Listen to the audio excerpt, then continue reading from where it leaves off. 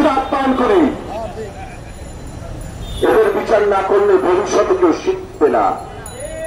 এই বেইমানি, এই দেশের সাথে বেইমানি, দেশ বিক্রি, এগুলো চলতেই থাকবে। আজকে নতুন বাংলাদেশ বিনির্মাণের স্বপ্নে আমরা এগিয়ে যাচ্ছি। আমি দেশপ্রেমিক সেনাবাহিনীকে বলবো, আপনারা কঠোর হন। এই পুলিশ বাহিনীর যারা আজকে কাজে যোগদান দিয়েছেন তাদেরকে সাধুবাদ জানাই, যারা যোগদান দেননি তাদেরকে বরখাস্ত করতে হবে। এখন বলে সময় ছিল তারা আমার ভাইদের যখন, আমার ছেলেকে, আমার মেয়েকে, আমার শ্রমিক ভাইদেরকে যখন পাখির মতো গুলি করেছে এই পুলিশরা, তখন তাদের ট্রমা করছিল। সুতরাং ৯-৬ বুঝি না, এই আওয়ামী প্রেতাত্মা যারা প্রশাসনে আছে, বিভিন্ন বাহিনীতে আছে, তাদের বিচারের আওতায় আনতে হবে।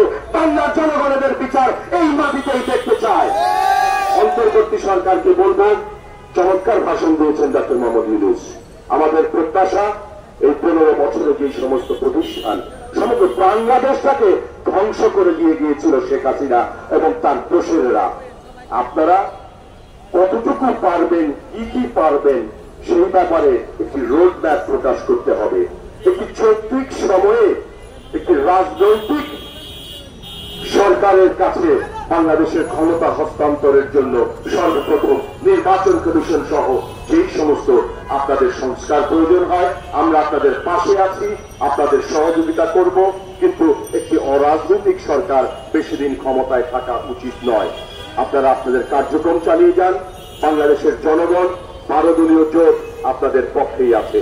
পরিশেষে আমি আবারও সকলকে উদাত্তভাবে আহ্বান করব, আসুন আমরা ভারতকে না বলি, ভারতীয় পণ্য বর্জন করি, এবং যারা ভারতীয় পণ্য বিক্রয় করেন তাদেরকে বলি ভারতীয় পণ্য বিক্রয় বন্ধ করুন। আমার বক্তব্য শেষ করছি। খোদা হাফেজ। বাংলাদেশ জিন্দাবাদ। 12 দলীয় জোট জিন্দাবাদ। বাংলাদেশ জাতীয় দল জিন্দাবাদ।